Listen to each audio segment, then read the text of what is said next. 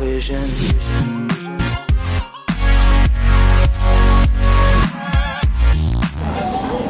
ودلوقتي معانا أجمد اللقاءات من فرقة الفنون الشعبية من نادي الأميرية. استنونا.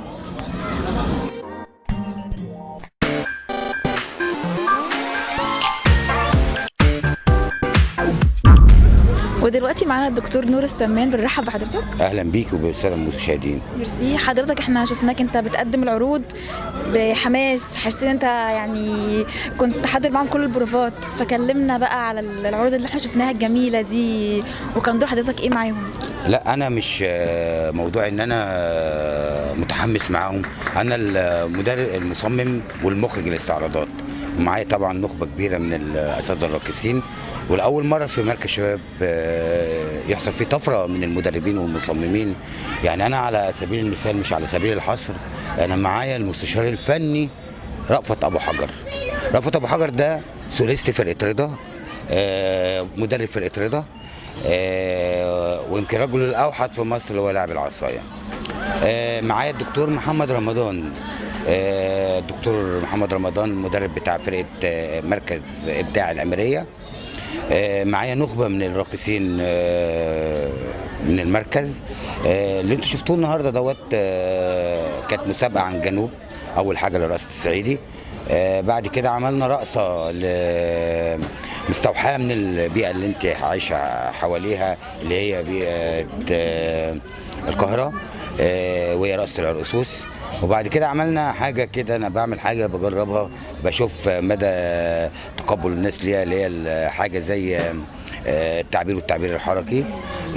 يعني ايه التعبير والتعبير الحركي؟ كل واحد ممكن واحد مش فاهم يقول لك طب ما هما الاثنين واحد. لا، انا بعمل تعبير وبعدين بعمل تعبير حركي، تعبير بالمزيكا وتعبير حركي بره المزيكا، وبعدين بعمل مزج بين الاثنين. فالموضوع باختصار احنا لاول مره في تاريخ مراكز الشباب، ودي تتحسب لمركز شباب الاميريه ووزاره الشباب والرياضه، ان يكون في نخبه كبيره زي كده، زي الراقصين اللي انتوا شفتوهم النهارده في العرض دوت، زي رأفت ابو حجر، زي محمد رمضان. وكنت طبعا مش علشان انا المصمم والمخرج نور السمان يبقى انا الاوحد، لا، انا بناخد راي بعض، عاملين ورشه عمل بيكللها بقى بالنجاح ده في راجل ورانا فاهم واعي، استاذ الدكتور ياسر عبد الفتاح مدير عام المركز. يعني الراجل دوت احنا يمكن اتفرجتوا على عرض تقريبا صح؟ يعني انا لما بقول ان النجاح ده يتنسب للدكتور ياسر عبد الفتاح، انا لفيت محافظات مصر كلها بخصوص عملي كمحكم وكمتابع لمراكز الفنون بمراكز الشباب والرياضه. يعني لفيت 28 محافظه، والاول مره اتعامل مع مركز شباب. اتعاملت مع مركز الشباب دوت لان لقيت في حد فاهم، حد بيحب الفن، حد مؤمن بالقضيه، مش عايز يخرب في البلد، مش عايز يدخل سياسه ويدخل ناس مش فاهمه، لا، قال لك انا ارتقي اعمل. فجابني.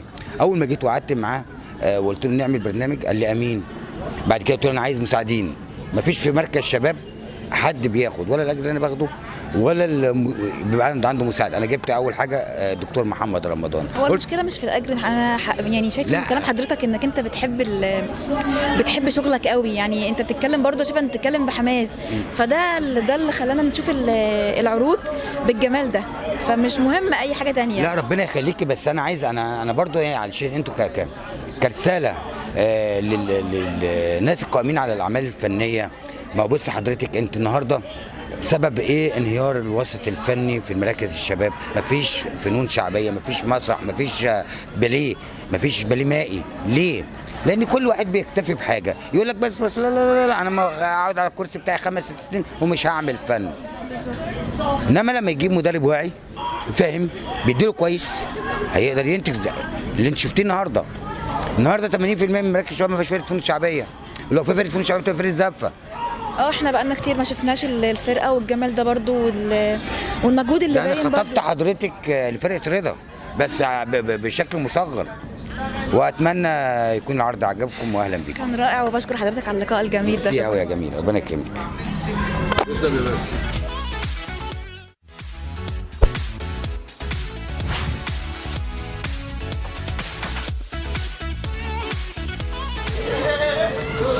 نكون وصلنا لنهايه لقاءاتنا، بنتمنى نكون اسعدناكم. استنونا الايام الجايه واجمد اللقاءات.